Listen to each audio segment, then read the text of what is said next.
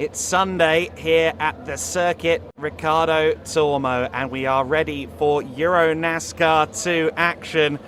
We're not even 24 hours removed from the season opener, a season opener that spelled drama at Hendricks Motorsports. There was a collision at the very first corner of the first race of the season between the teammates Gil Linster and Martin Dubek, and the kind words that were shared between the two parties on the pre-grid are certainly not going to be shared again before this race. Collision between the two, and it was evident in the post-race, you may have seen this on social media, that Gil Linster certainly held Martin Dubek accountable for the collision. So drama, and a little bit more drama coming into this race in that garage.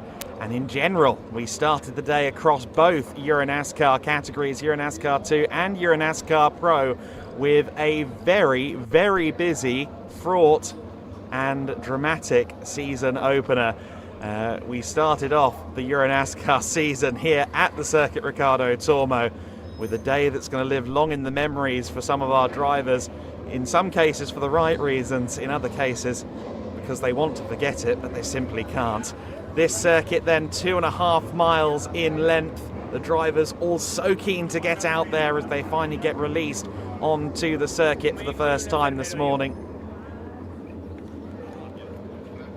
It's a really wonderful facility that has been in use since 1999. This is the 25th anniversary year for this circuit. It is a track that we have absolutely adored racing at in EuroNASCAR. It's become the traditional season opener point over recent years, has been in the on the calendar in EuroNASCAR for a decade, and it's a track that suits these cars to a T. We've seen them go door to door, wheel to wheel many times through that first sector.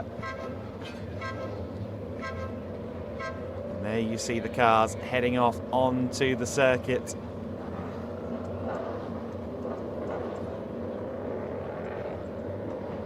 The cars are running onto the track then, and 13 minutes and 30 seconds only left until this race gets started, so not long at all for the gap between this and the countdown to command. Very quickly into the racing action on the Sunday here, and of course the crowd will still be growing at this stage of the morning. You'll see them funneling in to the facility at the moment, and that is going to be a very full house, I imagine, by the time we are racing in EuroNASCAR Pro. This is always a hot ticket at the Circuit Ricardo Tormo. It's an event coveted by the circuit, having EuroNASCAR here in April, one of the most popular four-wheeled events of the season at this wonderful Spanish facility.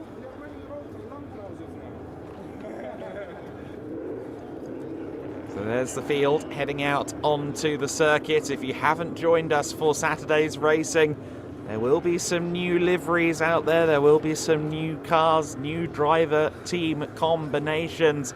You see there the second promotion car out there, the 77. You just saw that behind the 99 car. Of course, it is great to welcome the second car along in the hands of Julian Rehberg here in EuroNASCAR 2. We've all been very impressed by Julian Rehberg's performance. A really good race yesterday on his first appearance, and you can see there some of the drivers. We saw Vladimir Osiortsis heading out onto the grid along with various engineers and invited guests. A lot of anticipation here on the grid today. There's your number 3 car. There's the RDV competition Ford Mustang, now in the hands of Patrick Schauber. Patrick Schauber is a driver that, of course, we associate from previous outings with the Double V Racing team. Now moving into the world of RDV competition, sharing a car with Paul Dufresne. That's a really strong position for him to be in. Dubek, meanwhile, burbles towards his grid slot, and as you can see, he is on the outside of the front row, and he'll be looking for an easier start than he had from the exact same position yesterday. As we alluded to, it was a collision between them, between him and his own teammates, that really kicked the season into light in all of the wrong ways at the start of the season. One corner into the year and Dubek and Linster collided and knocked everything really in that team into disarray, and they're doing it all again because it is Linster on pole position, Dubek alongside him on the front row for this race. There is Linster.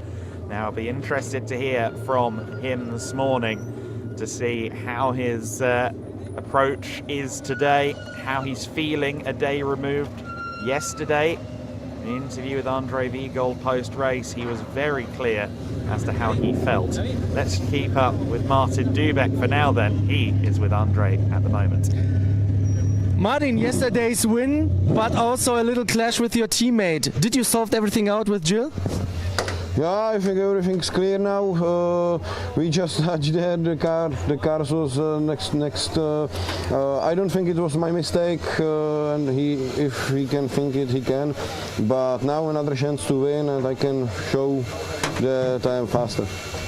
All right, thank you so much. Very clear words here.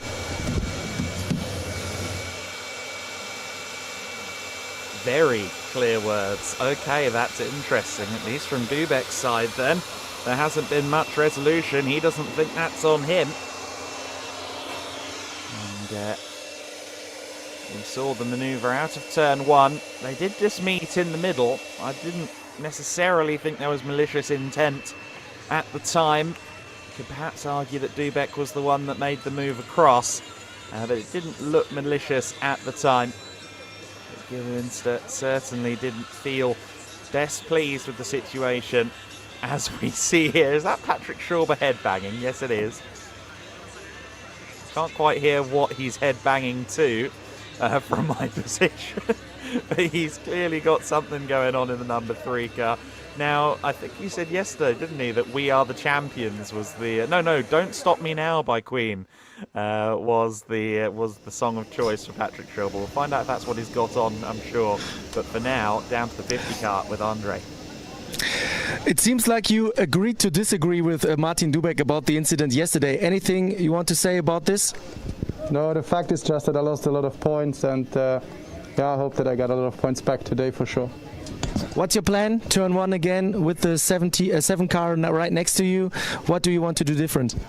Like, actually, we'll do exactly the same. I think I held my line yesterday, super nice and clean racing until we just came together. He tried to push me to the inside. I think everyone saw that on the videos, on the live stream, and but it's a new day. Yesterday was yesterday. Today is a new day and a new chance to win this race. All right, then. Thank you so much and good luck. Take care.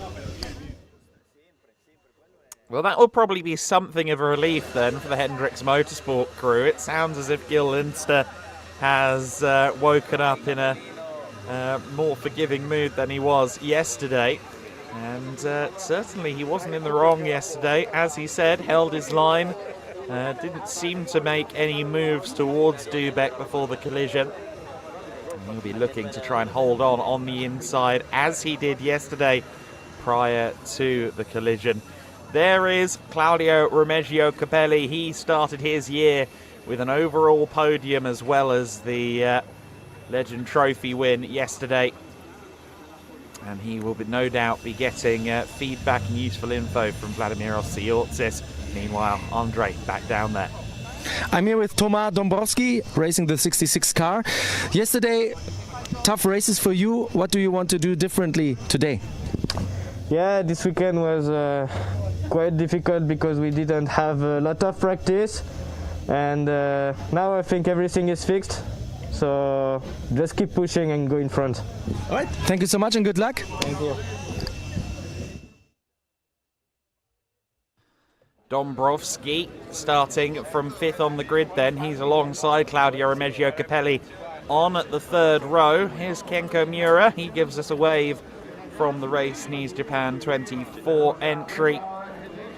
And we have enjoyed welcoming Kenko back. We're hoping we're going to have him for a full season this time. He's done partial programs for the last several years. Has also, of course, been one of several drivers to import themselves over to America from the EuroNASCAR Series. Kenko, who has raced with us for many seasons now, again often on an intermittent basis.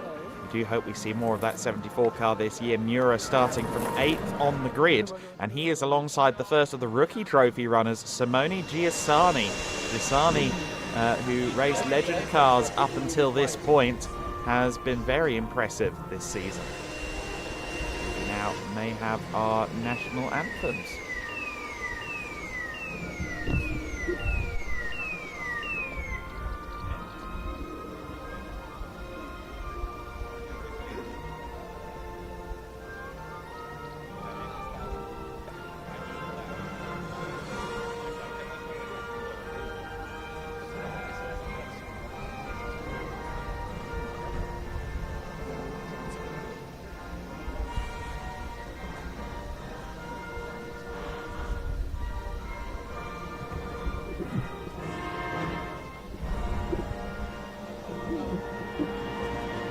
Como país que acoge la primera prueba de la temporada, escuchamos el himno nacional de España.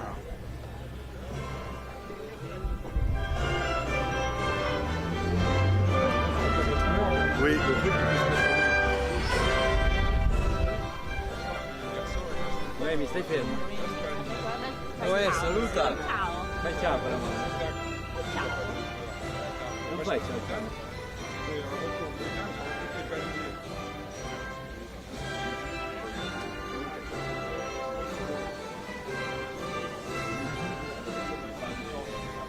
Ahí está, después de escuchar los compases de la marcha real, es el momento de... ¡Cómo no! Allí las tenemos preparadas a nuestras chicas Podium.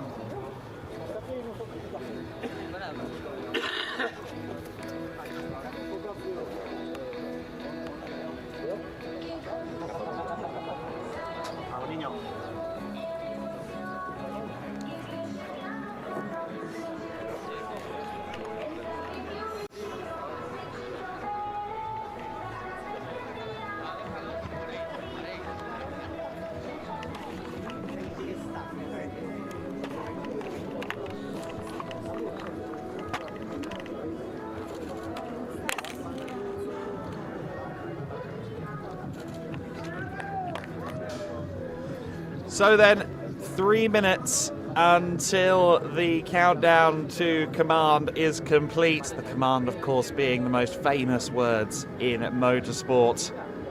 The president of the Circuit Ricardo Tormo is going to get the pleasure of welcoming us in. Claudio Remeggio Capelli is about to welcome Andre into his cockpit. Let's go there now.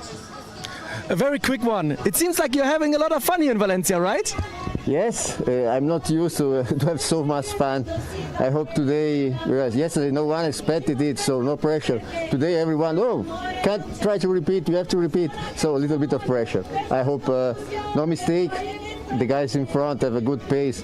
I haven't yet this pace. So sad but true, I hope in some mistake. Sad but true, that's a Metallica, Metallica reference. All right, let's go back. I hate to say it, I wouldn't have picked up on that one. Well done, Andre. I'm a bit more surface level when it comes to Metallica. But there you go, that tells you what you need to know about Claudio Remeggio Capelli. He looks like a member of ZZ Top, but he listens to a lot more heavy and credible music than that. Great guy is Claudio. And he will be indeed carrying some expectations on his shoulders after a very good opening race.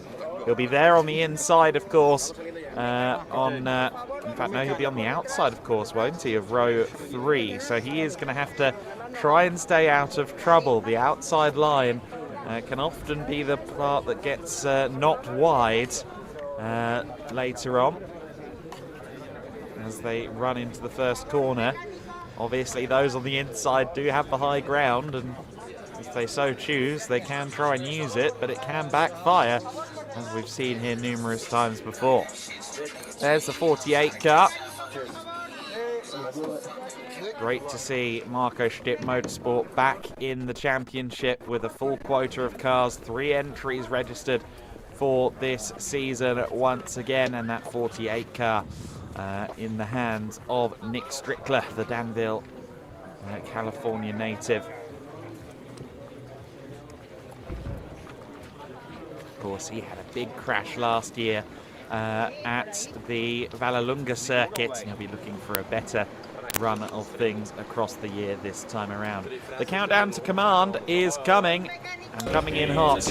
Nicholas Collado, the president of the Circuit Ricardo Tormo, is about to give the most famous words in motorsport. Let's go down there now and listen in as the command is given.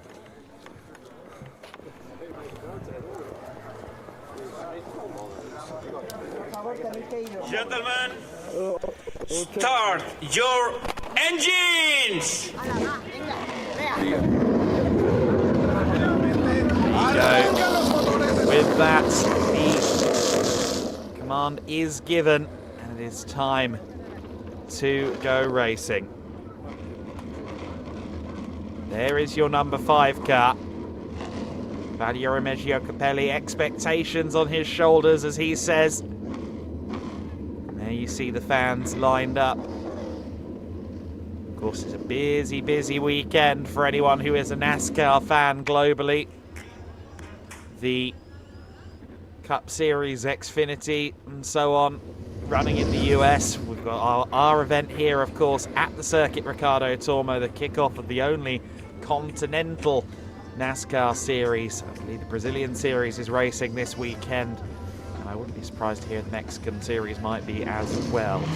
It is a busy, busy weekend for globe-trotting NASCAR fans. And it is, of course, one that I think Ryan Vargas will be keeping an eye on everything, because he is a truly international NASCAR fan. We've seen a lot of him looking into everything and anything he can in NASCAR racing, and that's why he's so excited to be in EuroNASCAR Pro this year. A lot of these drivers very excited to be with us in EuroNASCAR 2. There you can see the cars then heading down towards the first corner. The grid for this one, Gil Linster on pole position and Martin Dubeck alongside him. Yesterday, that combination created a bit of fireworks down at Hendricks Motorsport. Patrick Schauber on row 2 of the grid in his number 3 car alongside the very, very promising looking Thomas Duffel. One has to assume that he's going to be a podium and victory contender all season long based on his form here at Valencia, a circuit where he did get his eye in with some pre-season testing over the winter. Dombrowski and Capelli on row 3, Simone Giussani and Kenko Miura on row 4. Giussani, the first of our rookies. Thomas Grassonis and Roberto Benedetti on row 5 of the grid. Julian Ribberg and Jack Davidson on row 6. Row 7, Victor Neumann and Melvin de Groot. Frederick Perriat and Viti Riala on row 8. Strickler and Florian Richard on row 9. Erkley and Blake Amolan row 10. Van Leer and Casoli on row 11. Quintal, Sardeja and Dominic Schack set to round out that 25-car order. You saw the 99 rolling. I imagine Promotion have been one of a few teams very busy overnight. Andre, yesterday we spoke a lot about the amount of drama we were having. And I imagine that there are a lot of teams burning the midnight oil to get the cars back out there on the circuit. You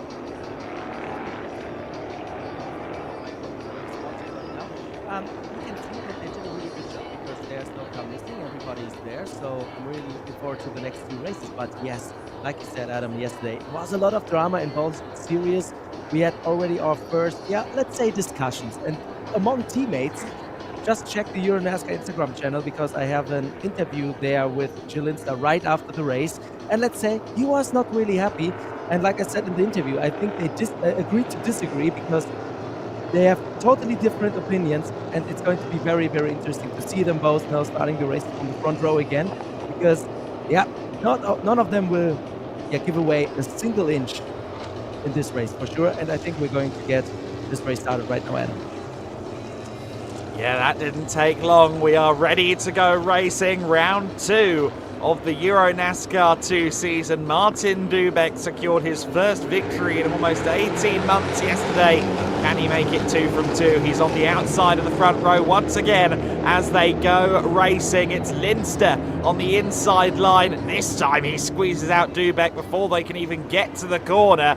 Outside line for Benedetti not working well. He gets pushed out in the pack by some of the others in his Cal Racing machine, but it is Linster from Dubek is that Capelli there? Yes, Capelli looks like he has gotten a good start. He's side by side with Thomas Tafel and he moves up into 3rd place. Claudio Meggio Capelli with a very good start. Now he was registered 5th place across the line. He was on the 3rd row of the grid.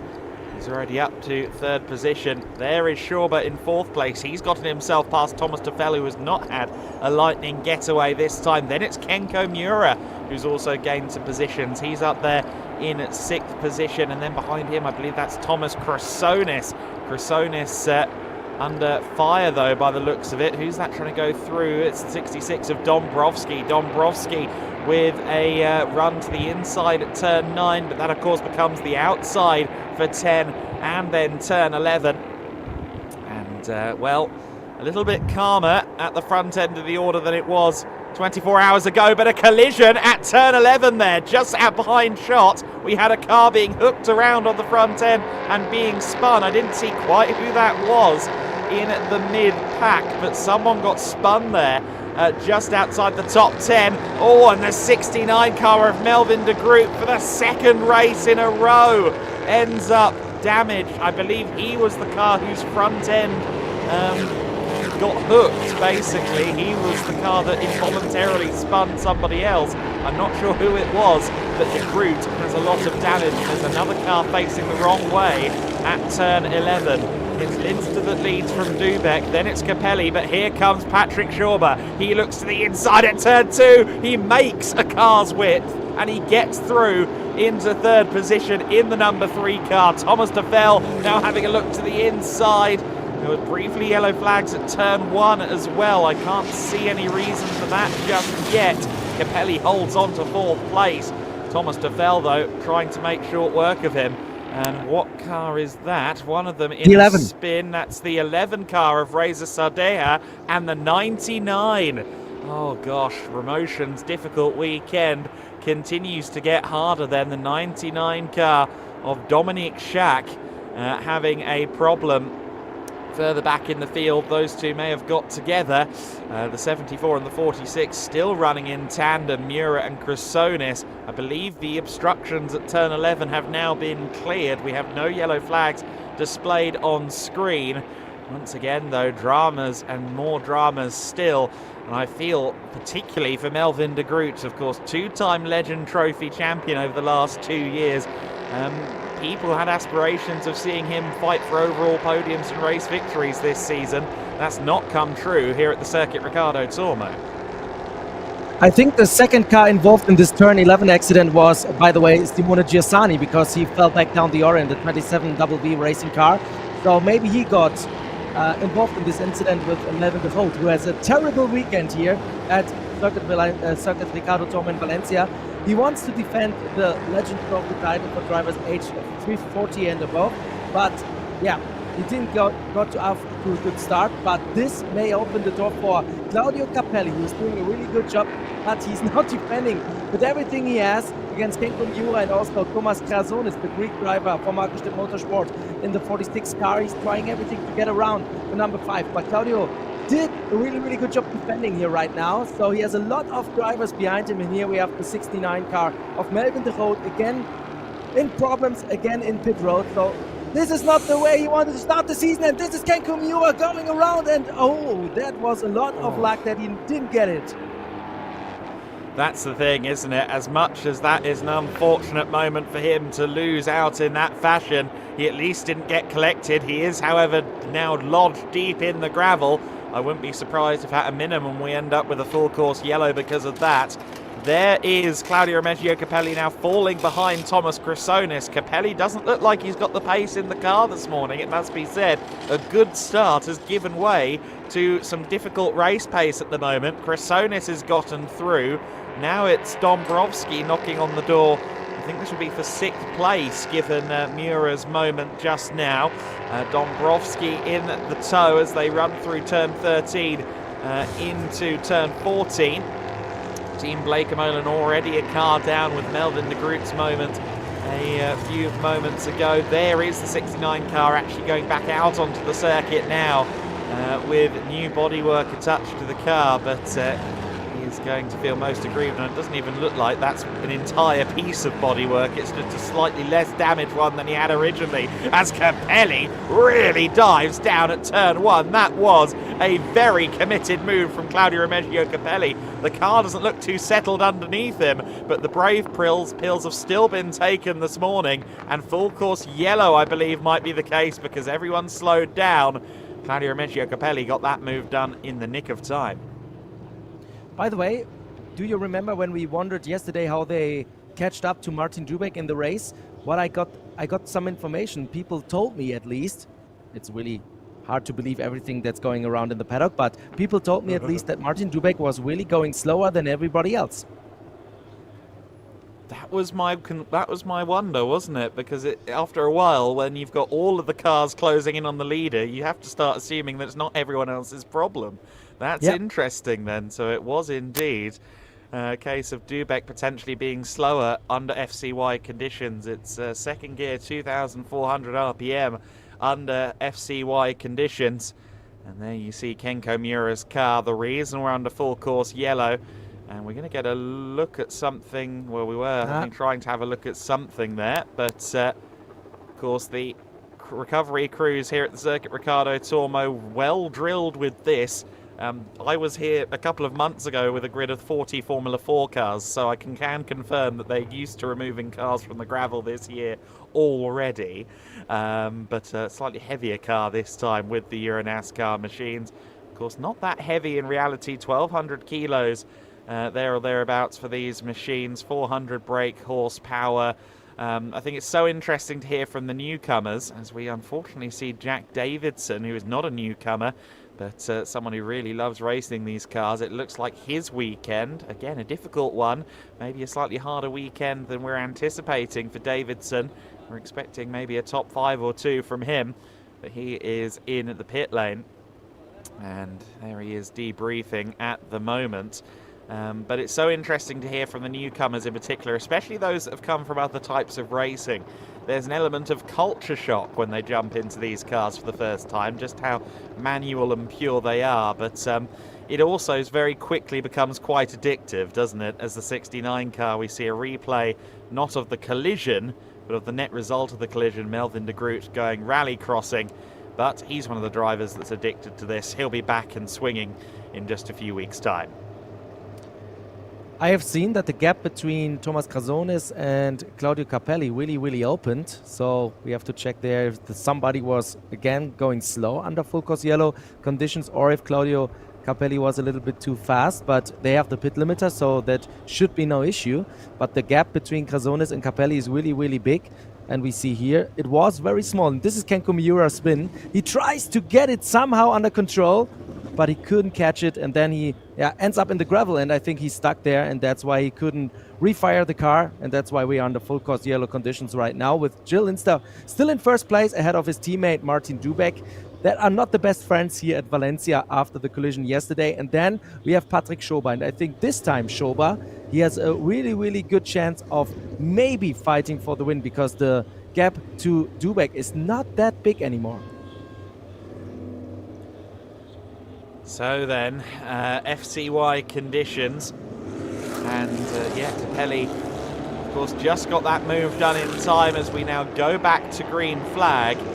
This race, of course, scheduled for 15 laps, and we are currently on lap 5 of the race. So lap 5 ongoing at the moment. We rejoin the battle then at full speed between Linster and Dubek. Dubek looking racy behind his Hendricks Motorsport colleague. Of course, Linster will be handing this car over to Liam Hazemans for the pro race. He has the pressure of handing a car over in something like raceable condition. Martin Dubek has that too, but of course it is for himself. He races in both categories. They run line astern then through turn 8 of the lap. Martin Dubek, I think, with a new lease on life. I think he needed that win yesterday here at the Circuit Ricardo Tormo. I got the impression in that interview with you yesterday, Andre, that he was the most kind of sprightly and energetic and positive that he'd been in the paddock for quite some time. It's been a long time coming seeing the number 7 car back in victory lane. Yeah, definitely. Martin is a really, really fast driver. We saw it in 2021 when he won the championship, yes.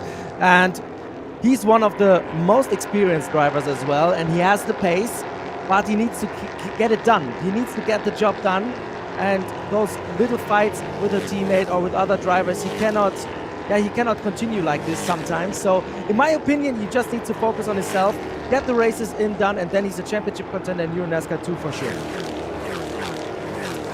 Yeah, you have to mark him down as a contender, of course, a former champion and a driver who, of course, gets that time in across both categories. One of the few drivers doing both classes. Of course, for Jack Davidson, who we saw in the pits earlier on, he will be back out there as long as everything's okay with the car come at the EuroNASCAR Pro Race later on. The number 69 of Melvin de Groot has been assigned a drive-through penalty. That will be for what we assume was a collision between himself and Simone Giussani. We've got yellow flags. We had yellow flags down at turn 1, but those have now been lifted. So then, around turn 8, turn 9, turn 10 they go.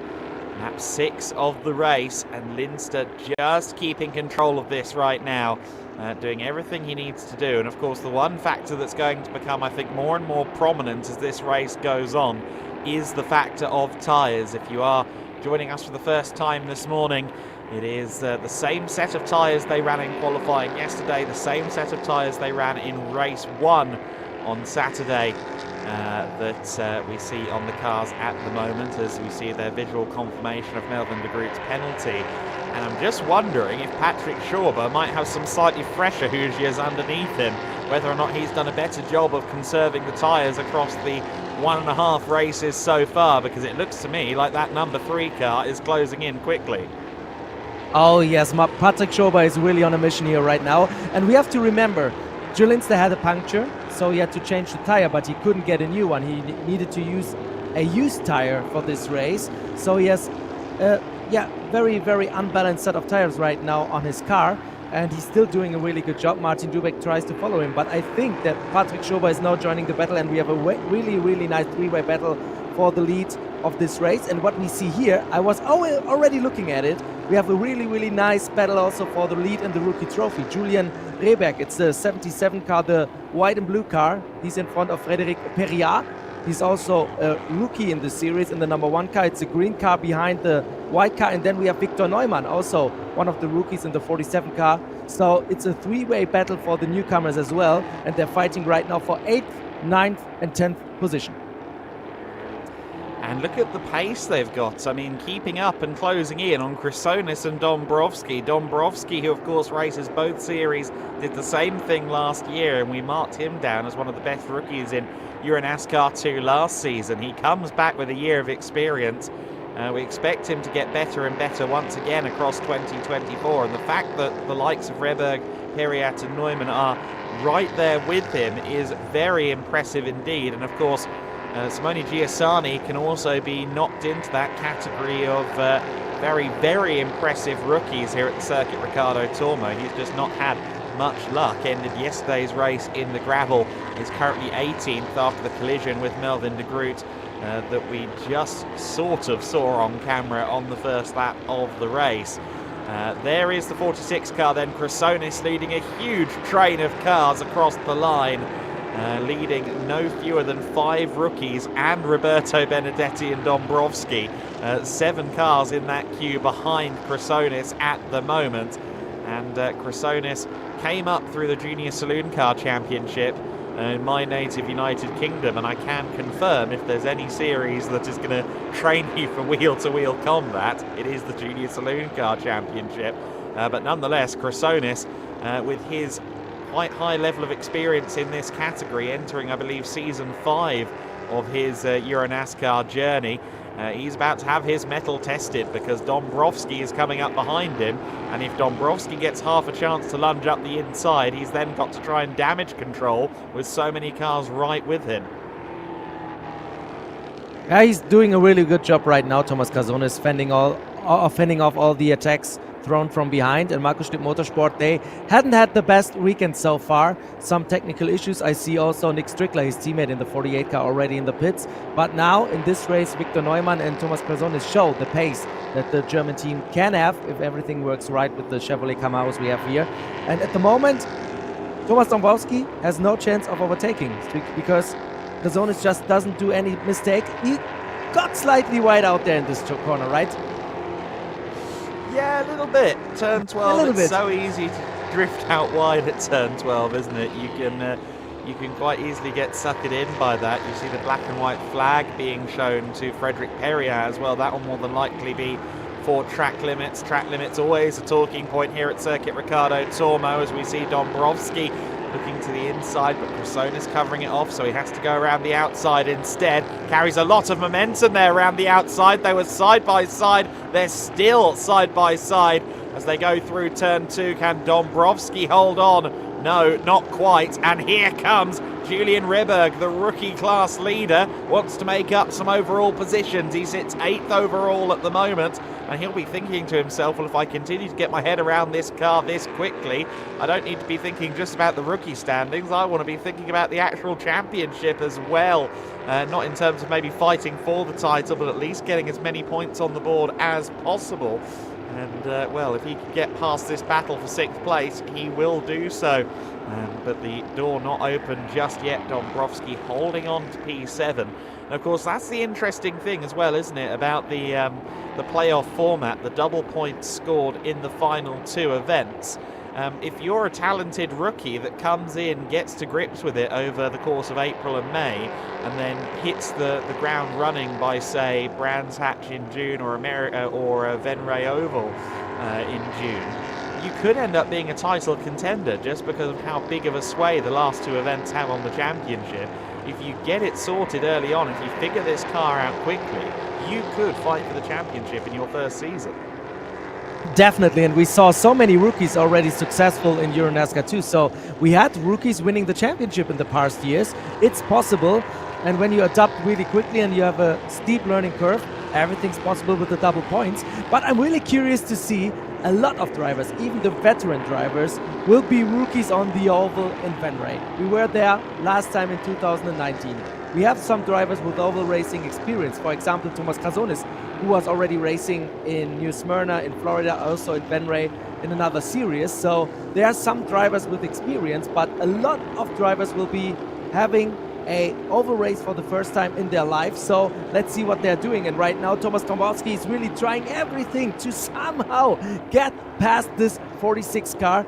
But Thomas Chrysonis, he's still there. He's trying everything to fend off the attacks. Now they're still side by side again. But this time, maybe advantage for Thomas Dąbrowski. The next turn is a left-hander, and now he gets it done. And now Thomas Dąbrowski needs to check that Julian Rehberg is not going to be the next one slipping by.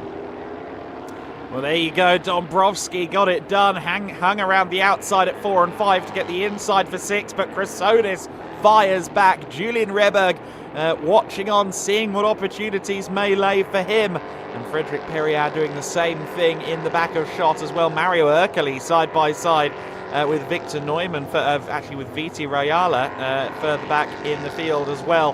Dąbrowski again with the inside line. Just trying to hold off Chrysonis. He's trying to get that position back, but he can't quite do it. Looks like Dąbrowski has 6th place netted then, at least for this lap.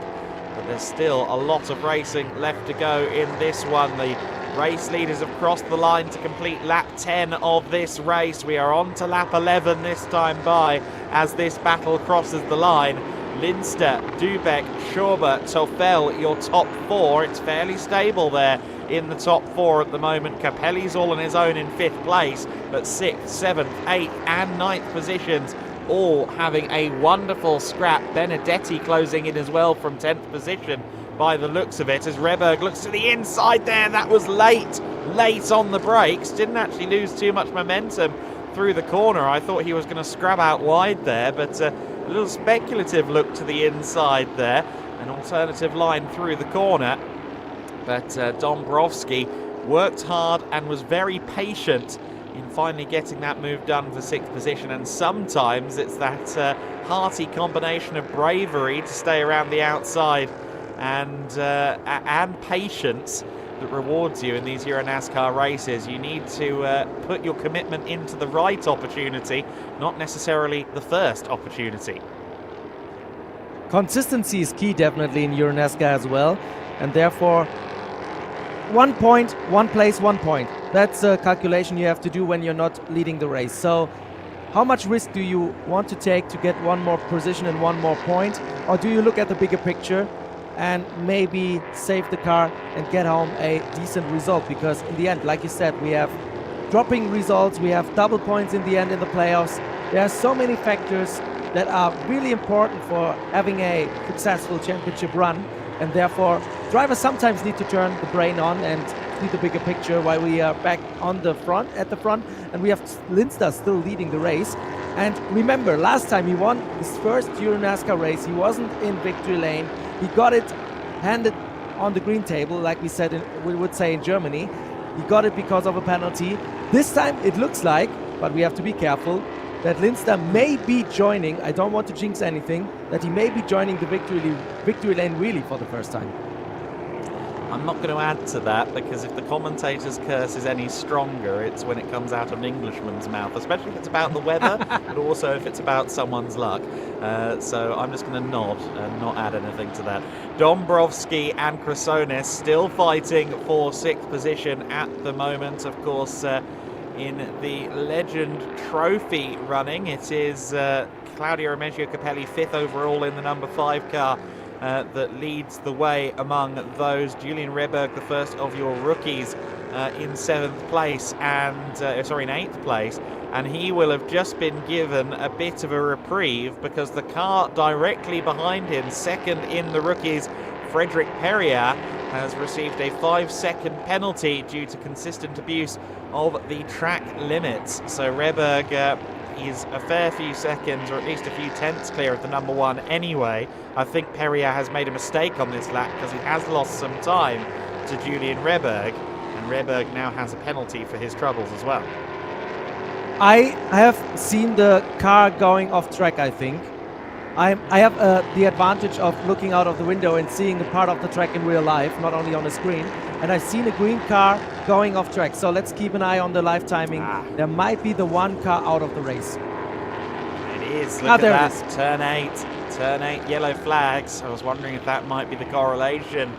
And Frédéric Perrier has come to a halt out there on the circuit. That's one of the few places on the track that is a blind spot regardless of where you are, because the barriers sometimes cloak the car, and that was the case I think there as well. Lindster then at the front, Dubek, Schauber, Toffel, your top 4. Thomas Toffel 12 seconds off the race lead, 3.4 seconds between our top 3 at the front of the order. They've stayed close throughout the race, but Lindster has just been incrementally building that gap, just 1 or 2 tenths quicker on every single lap compared to Martin Dubek. And well, actually that's no longer the case. It was half a second plus quicker than Dubek on the last lap. Gilles Lindster, the only man still under a 1:42 out there on the circuit, a 1:41.704 his previous lap time. Dubek a 42.3, and critically Patrick Schauber a 42.1. As we saw there, Lindster having to go around the outside of a back marker. Oh, and getting into trouble there as well. That was one of our cars from Speedhouse. That was the 64 machine of Eric Quintal getting into it there. Quintal, very experienced driver within EuroNASCAR, just got caught in no man's land there between the lead battles, and that's shrunk down Linster's gap considerably. He lost something like 3 seconds in that moment, and Dubek lost time as well. So Patrick Schauber suddenly has an opportunity at his feet on lap 14 of 15. Patrick Schauber could yet make that move for second place. RDV competition will be on the edge of their seats. Yes, I have to head down right now. It's 2 laps to go, so I will watch the rest of the race on the big screen on the podium area, and I will try to get you as many statements as possible. So, see you later. Yes, Andre, down double duty for Andre Viegold this year. He's going to go down to victory lane now. Jill Linster building that advantage back up even through the first sector. It looks like the gap has gone out from a second to something more like 1.5, but Martin Dubek with no such cushion at the moment. Patrick Schauber shadowing the rear of the Czech driver. The young Austrian drifting a little bit wide there through turn 11, but carries the momentum nicely through the corner. He'll be laser focused on the rear of Dubek's Mustang. It's currently a 1-2 situation for Hendricks Motorsport. However, that could all change. We've also had some more penalties confirmed. A 5-second penalty for Dombrovski in 6th position. So Dombrovski, as it stands, will lose out to Chrysonis and Reberg after all of that fighting between them. A 5-second penalty for track limits may well hamper his progress. The 50, the 7, the 3, your top 3. And Patrick Schauber would love to go one better for RDV and get onto the second step of that podium. However, Martin Dubek is not going to make it easy for him. Patrick Schauber, though, determined young man, very much a racer's racer. Does some laps in Slovakia with a passenger car. Often drives people around EuroNASCARs. He's got no shortage of seat time in a stock car then. Can he use that to his advantage here? It looks like he set up a nice exit there at turn 6. Running down towards turn 8, which is one of the more obvious overtaking opportunities on the lap. He's not close enough there. He'll be hoping that Dubek puts a foot wrong somewhere. Again, out of corner exit at turn 8. It does look like Schauber is a little bit quicker. Linster clear of the firing line at this stage. Patrick Schauber still not quite close enough. Dubek bouncing across the curbs there, locking up the front right tyre as well. And again towards turn 12, Schauber looks to the inside, thinks better of it, carries more momentum through turn 12 though. That will continue all the way through turn 13 despite the dirty air coming from the rear of Dubek's car. Jill Linster is clear and home free at the front to finally claim his first win of the season. And Patrick Schauber is going to try and drag race with Martin Dubek to the line. Linster wins, and it will just be Dubek that holds on to second place by just over a tenth of a second. Linster wins it, Dubek second, and Patrick Schauber rounding out your overall podium. The top 3 split by just over 2 3/4 seconds at the end of the race. Thomas Tuffel takes 4th place. Claudio Remeggio Capelli has crossed the line in 5th to win in the Legend Trophy ahead of Dombrovski, Chrysonis and Julian Reberg in 8th place, the first of your rookies home.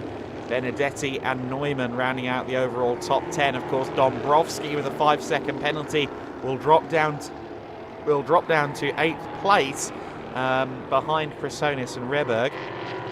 There you see the rest of the field crossing the line. Exciting racing from all parties in that one. Sven van Leer is next across the line in 16th position. He'll be followed quite closely by Ariana Casoli and Dominic Schack. They will be the last couple of cars across the line. Jill Linster then will have a reason to celebrate here. I'm sure he will celebrate heartily after the low of yesterday. This is the high that he needed to put himself back into the conversation at the sharp end of the championship. 40 points will be netted for him. Just considering the bonus points for overtakes, I'm not quite sure who will have netted that on this occasion, because I don't think there are any obvious mass moves through the order. Perhaps it could even be Mario Ercole down in 10th place. but I'm not sure who will end up with the bonus points for most overtakes from starting position up the order. What we do know, though, is that Lindster in the number 50 will be the first one home, or is the first one home, will celebrate in victory lane for the first time, will get to stand victorious with his team in front of the crowd that's still funneling in here to the Circuit Ricardo Tormo. Many fans will probably be entering and heading straight to the party at the podium as they come in this morning. We start this EuroNASCAR 2 race bright and early. Of course, the EuroNASCAR Pro following a little bit later on in the day. Round 2 of the season will kick off at 2:30 local time. We'll be broadcasting that one from 1:55. There's your unofficial results in that race. Lindster, Dubek and Schauber, your top 3. Tefel, Dombrowski and Capelli, 4th, 5th and 6th places then. That is your top half dozen. And the queue of cars making its way into the pit lane area once again. Of course, teams will be eager to check their cars out once they're out of parc fermé conditions and make sure that everything is okay for their drivers in EuroNASCAR Pro. There's the flag of Luxembourg being presented to Luxembourg-based driver Gilles Lindster. Liam Hazeman's the first one there to give him his congratulations. Hazeman's will be looking to try and bring the 50 car back to victory lane later on, and Andre having a chat with him there, getting a bit of insight from inside the cockpit, and we'll hear from him properly, of course, once he's out of the car. But Andre getting a debrief, an exclusive debrief from Gilles Lindster. I'm sure he'll get some on-air thoughts from him in the next few moments. And Andre directing traffic, of course, for the photos before Lindster can get out of the car. The Dutch-Luxembourg duo, Hazemans and Lindster, with a winning start to the day in EuroNASCAR 2 for Lindster. Just the comeback that he needed. You can see the delight on the team's face as he climbs to the roof of the car and laps in the race victory. Lindster greets his team, and we'll hear from him in just a few moments with Andre as he greets the crew. And great to see Liam right in there congratulating his buddy. These two get along really well. And two very fast drivers as well. Of course, Andre was talking earlier on about rookies winning EuroNASCAR 2. That's exactly what Liam Hazemans did back in 2022 in his first season of racing. Never led the championship before crossing the line to win it at the finale. While Lindster certainly isn't a EuroNASCAR 2 rookie, he's going to be a championship contender this year. Andre Viegold is wielding a sticker and a microphone down there. And next time we cut down to the podium, I'm sure we'll be hearing from him along with our race winner. Lindster will be celebrating this one long into the night once he's done his cheering for Liam Hazemans. It's only fair. Liam Hazemans has clearly been Gilles Lindster's cheerleader. He has to do the same in return in the EuroNASCAR Pro race later on in the afternoon. There you see the mural of Valentino Rossi looking over the circuit. Another very quick man is with Andre Viegold. Lindster. Let's have a chat with him now. Gilles Lindster, number 50, Hendrix Motorsport. I just asked, say one word, finally. Finally, I'm in victory lane. That feels so good. We've had it so long, the preparation was so hard. And yeah, actually, it was my first race this year. Yesterday, I didn't got that many laps, but I'm so happy, and thanks to the team. That was just an amazing car. We are so consistently on the lap times. It was just so easy to drive, an amazing car. I was really looking forward to a special signature move, but you're practicing something, right? Yeah, I'm practicing something, but I will not tell you. Okay, but I know. I will not tell anybody else. So it's going to be a surprise when you win the next race. Yes. All right, so congratulations. Thank you so much. Thank you. I'm wondering if it's a Carl Edwards backflip now. I hope it is. But Linster then, for the first time in victory lane, not the first time a race winner, but as Andre alluded to, that previous race victory came in the postscript, it came in the steward's room, so he didn't secure access to the victory lane. This time he's in victory lane, puts the sticker on the car, declaring a winner in EuroNASCAR 2, and he'll be looking to collect some of those across the season. A bit like those Panini World Cup sticker books. Once you've got one, you want the rest. And of course, Hendricks Motorsport will leave this weekend with a 100% record in EuroNASCAR 2. Dubek took the win yesterday, and Linster took the win today. So for Hendricks Motorsport, this day has gone about as well as it could. Patrick Schauber, though, also had a great result. He's with Andre. It looked like it was a real photo finish for second place, right? Yeah, almost. They were just too fast, so I couldn't catch them up. But yeah, it's the start of the season, so everything is possible still. So yeah, we'll work and fight for the next one in Valonga. But it's a common thing right now that you're fighting with Dubek at Circuit Ricardo Tormo in Valencia every year. It was another amazing battle, right? Did you have fun in the car at least? Of course, yeah, and really hot. Like, I think I am 3 kilos lighter now. But yeah, it was fun. Unfortunately, I couldn't battle with him like last year, the whole race. But yeah, I tried to catch him up, but yeah, then the slow car helped me a little bit at least. But yeah, we'll fight the next one then. All right, thank you so much. Congratulations. Thank you.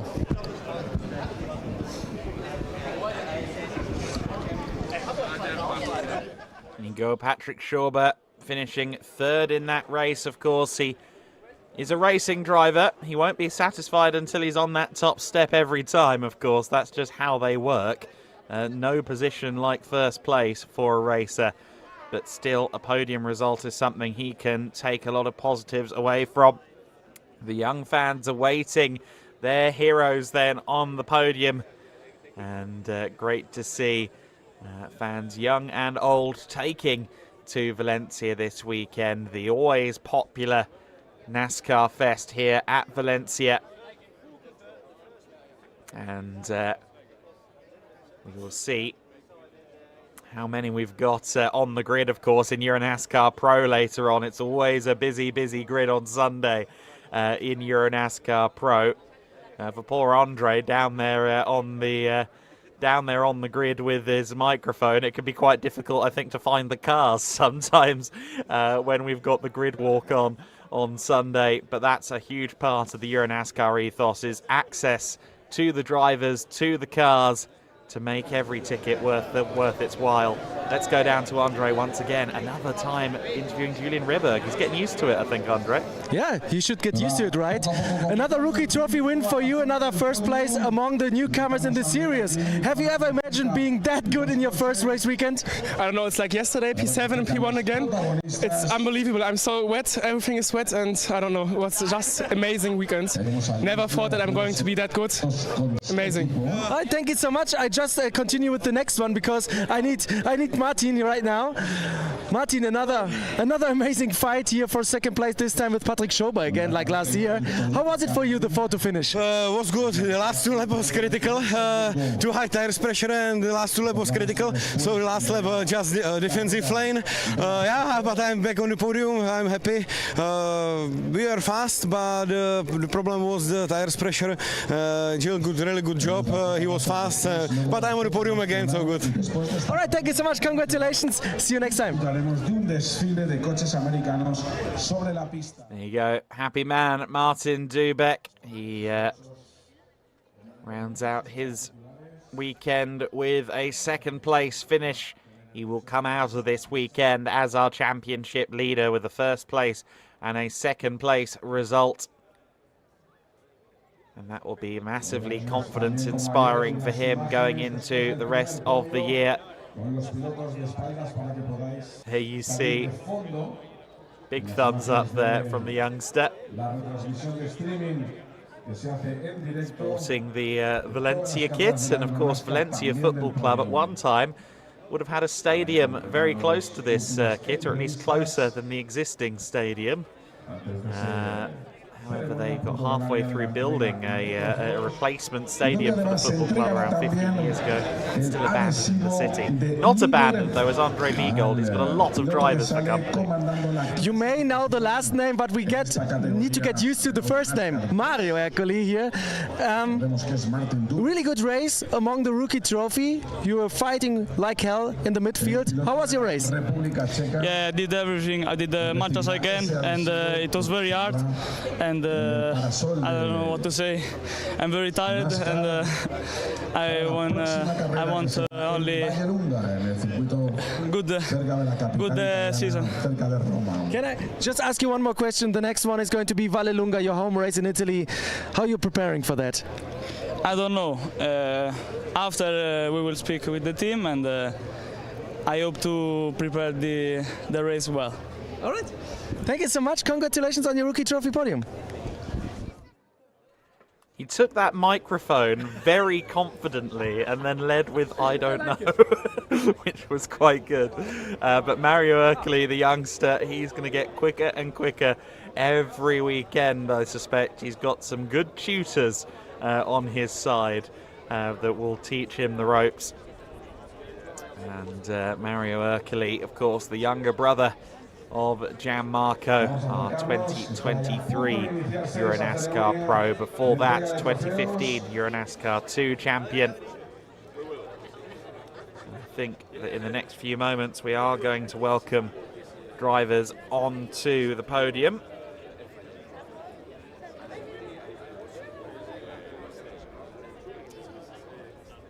And a lot of fans gathered to welcome the drivers there. Of course, there will be quite a few podiums or ceremony aspects of this to bring you, because it is the final race of the weekend, so we will be declaring a championship leader, for example. We'll be presenting the red banner, the all-important red Whelen banner. That, of course, signifies the championship leader, and that should be going the way of Martin Dubek, given his results. Meanwhile, Andre is back down there. Let's go to you again. Victor Neumann next to me, and a very, really intense race it looked like, right? Yeah, it was a good race, hard but fair battle. We really struggled from the full course yellow onwards, tons of tire deg, brakes fold off a little bit as well. I wanted to fight for the win, but fair play to Julian for the rookie win, really. Yeah, we'll try to get it next time through blood, sweat and tears, I guess, but yeah. Or just shake and bake, obviously had to, right? And thanks to all my partners, AX Investment Group, and everybody who surrounds me. I really feel very supported, and I absolutely enjoy every minute of it. So yeah. When we take a look behind us, a lot of fans here for the podium ceremony, a great event, great weather, Valencia again, a great host for your NASCAR race. How did you enjoy the event? Yeah, very hot though, like very, very hot. We really struggle with the heat in the car, to be honest, but yeah, it's great to see that many fans. Hopefully by the end of the year they know my name. We're going to try to make sure we stand on the podium enough for them to all remember it. But yeah, no, it's a great event. It's so well organized. The Team FJ really does a good job. My team as well, I need to thank them. I forgot. Mark Stipp Motorsport did a great job with the car. So yeah, the event is brilliant so far. One pro race left. Hopefully I don't faint in the car, and everything is going to be all right. All right, thank you so much. Merci beaucoup. And Victor Neumann, remember the name? It's easy for me because it's a German last name. So thank you. There you go. Well, given the French flag, maybe Alsace region France rather than German. Who knows? Victor Neumann, certainly a driver I'm expecting to do great things throughout the 2024 season, having seen what he can do on the UK national scene first-hand trackside. I suspect that he's going to get better and better as the season wears on. So then the celebrations continue up on the podium as we prepare for the celebrations. Synchronicity up on the podium from our cheerleader crew. Busy day for them as well, on the grid, on the podium. And there's the brave position up on the top of the pyramid. Certainly not something I would do. Not something that anyone would want to lift me to do anyway. Of course, you see there in the background the EuroNASCAR facades, the sponsor logos, Kennel Performance Oil, TJ, Titanium Jewelry, Hoosier Tires, among the major partners that help make this NASCAR Whelen Euro Series happen. We're so excited to welcome all of them back once again for another season. Of course, a lot of drivers also retaining sponsorship across years. There's very few places better to bring a sponsor for an activation event than EuroNASCAR paddock. If there's any doubt that your sponsor partners will enjoy themselves at a EuroNASCAR event. Oh my goodness, that's balance and trust. Great job from the cheerleaders.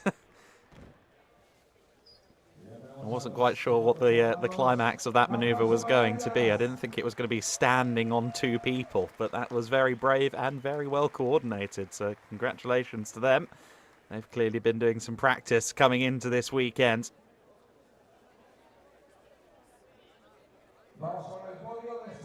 And it looks as though we are now podium ready.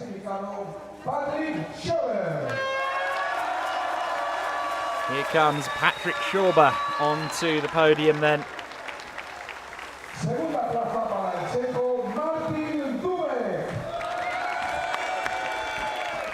Martin Dubek, second step of the podium.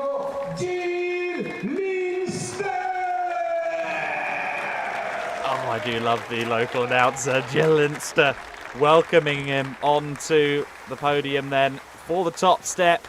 The national anthem will play, and Hendricks Motorsport for the second day in a row celebrates a win.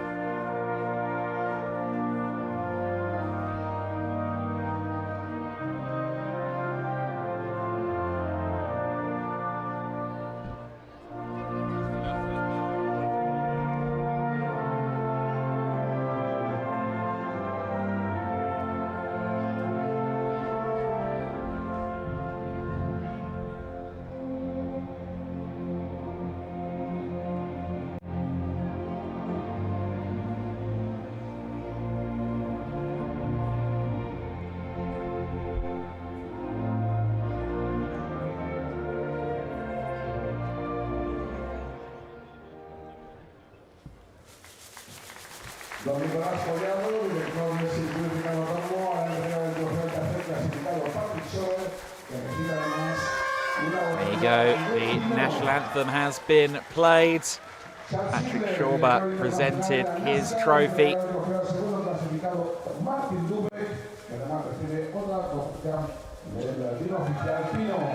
Nicolas Collado there presenting a trophy as Martin Dubek receives his as well. And race winner Jill Linster lifts his trophy to the sky.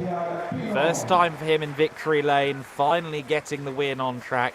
There you see the Guerin family panneau as well. All of the drivers receive for their efforts. I'm sure a couple of those bottles will be cracked open in the paddock as they cool down. Of course, for Dubek, he's still got some racing to do. Schauber and Linster can now relax, but everybody will take a bit of a shower as the champagne is sprayed. Linster believes in sharing, you see, spraying the champagne, and this is good to see. Dubek and Linster seemingly water under the bridge, yesterday's dramas, and Linster's immediate discomfort with the situation seems to have dissipated. They'll come out of this weekend both very happy to have stood on the top step. Patrick Schauber joining them then for the official photographs in front of the masses of fans here in the paddock at Circuit Ricardo Tormo. It's about the busiest I've ever seen that end of the paddock. Very impressive. That's the far end of the paddock as well. It's a bit far away from the grandstand, main grandstand area.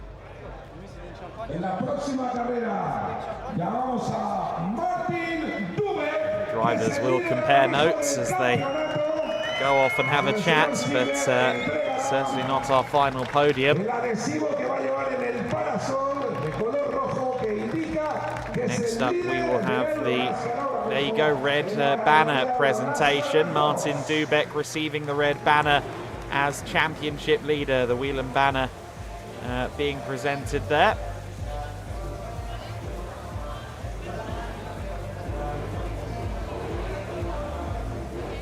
It was Chad Siegler, I believe, presenting the banner to Martin Dubek.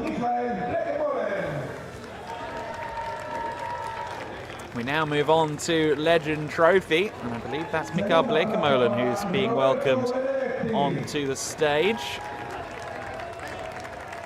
And podium sheets, so I'm not sure of the finalised orders, but I believe it will be Blekemolen from that man Benedetti.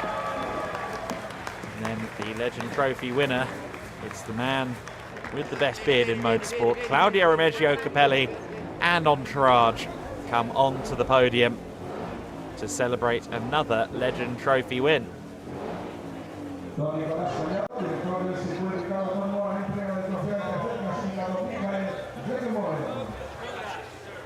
Mikael Blekemolen, third step on the podium for him, the 74-year-old. Formula One starts to his name. Siegler presents the trophy to Roberto Benedetti. Claudio Remigio Capelli starts off his Legend Trophy effort with 2 wins from 2 races. He'll be looking to get more overall podiums, maybe that top step that's eluded him before the end of the year in the overall standings. But the Legend Trophy win once again going to him. I think Claudio's getting a selfie in. Yes, he is. There you go. Roberto Benedetti wants in on the action as well.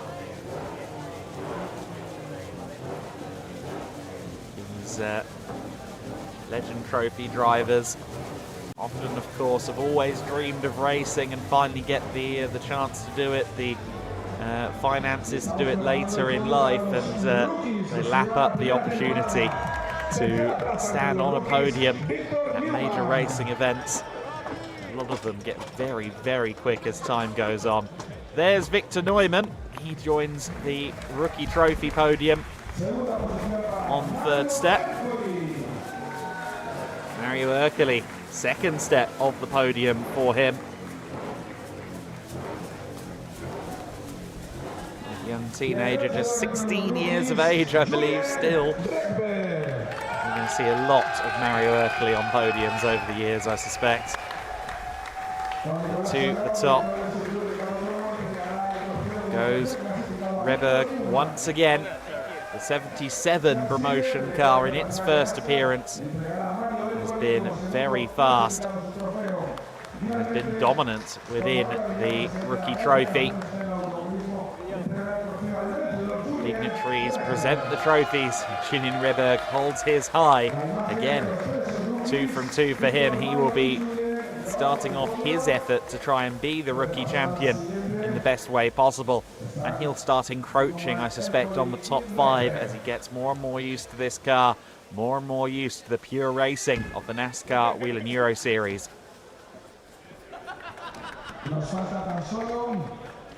Hijinks and shenanigans going on the podium, who'd have thunk it? Meanwhile, in Ladies' Trophy, Ariana Casoli comes up onto the podium.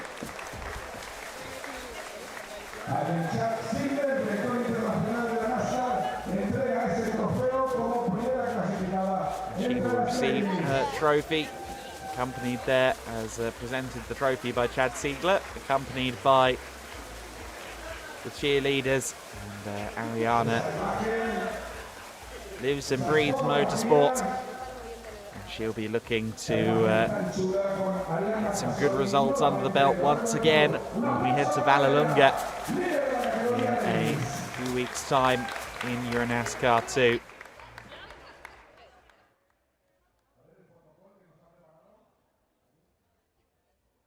Oh, and I like the photo cutout there. That's a unique little feature that she's brought up there.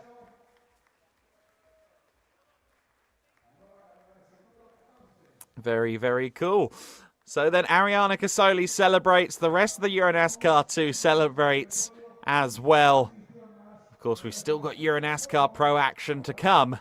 Let's have a look at some highlights from EuroNASCAR 2, Race 2 of the weekend.